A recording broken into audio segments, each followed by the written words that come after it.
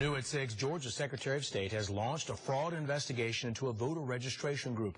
That group has ties to a high-ranking Georgia Democrat and the pastor of Ebenezer Baptist Church. The investigation centers around these 5 metro Atlanta counties. Channel 2's Lori Geary just returned from Athens, where she talked with the Secretary of State, who said there's already evidence of forgery.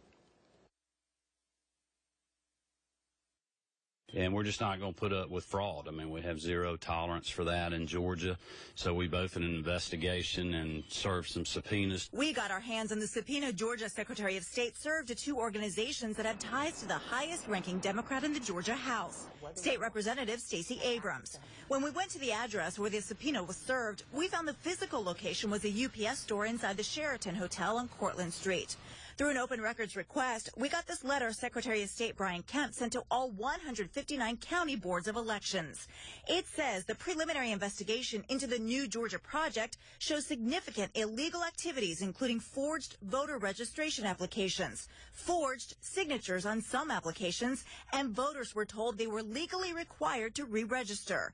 Kemp says his office has seen a major uptick in the number of complaints about this group from across the state. I hate to talk about numbers specifically. I know we've had at least 6 counties that have complained about multiple instances, so that's a lot.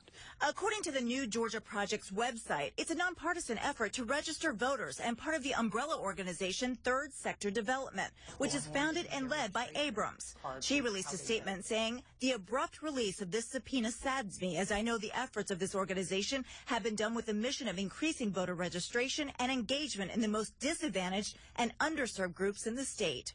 Kemp, who is a Republican, says his office will follow the same procedures they do in any case. But at the end of the day, this is not about politics. This is about, potential fraud, which we think has happened.